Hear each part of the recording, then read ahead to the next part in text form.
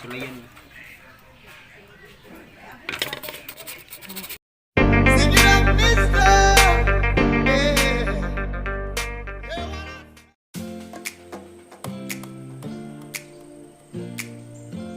Hello mga ka-spinners!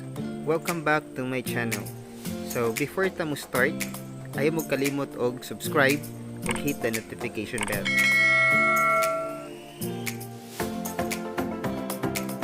For this video, atong sulayan og ayo akong karaan nga carbon saddle, which is napalit na ko sa Lazada a year ago.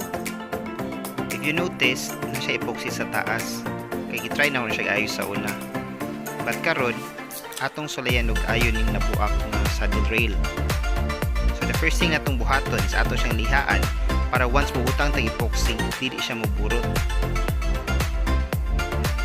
Tara, kuyugi ko atong lang tawon kung successful ba ni nga project or dili.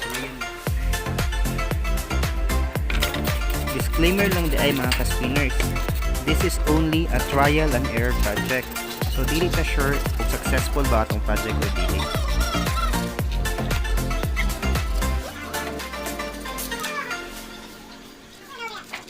One thing ay akong nabalaan is lisod kay lihaan carbon. Dugay kay siya manipis.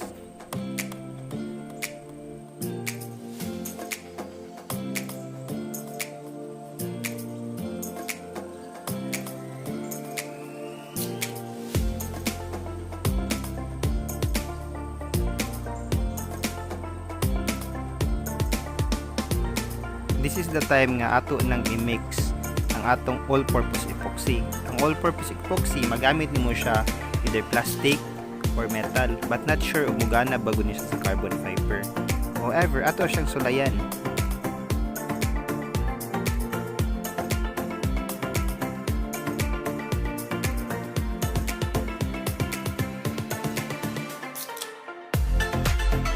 Once nabutang na nimong epoxy from the red and yellow nga sudlanan, imo ra siyang i-mix sa mani.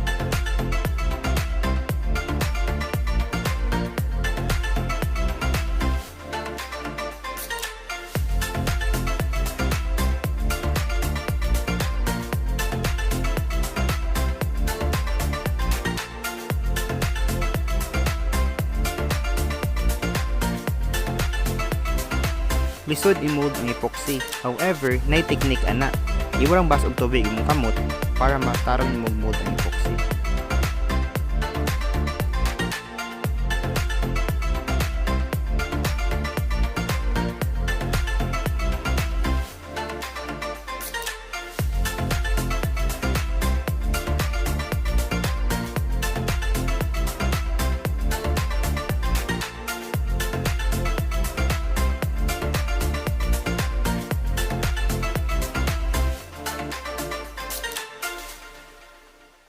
Alright mga spinners, muna ni siya ang atong finished product. However, di pa nato siya pwede sulayan. Ato usa ni siyang pamalhon for about 24 hours. Alright, hello mga ka-spinners. So this is the day makita nato kung nigana bago datong project nga pag-ayo aning karaan nga saddle. So gitagaan siya 24 hours para mugahi tong iyang epoxy. So ato siyang sulay pokpok sa akong saddle dire ug mabuak ba siya dili.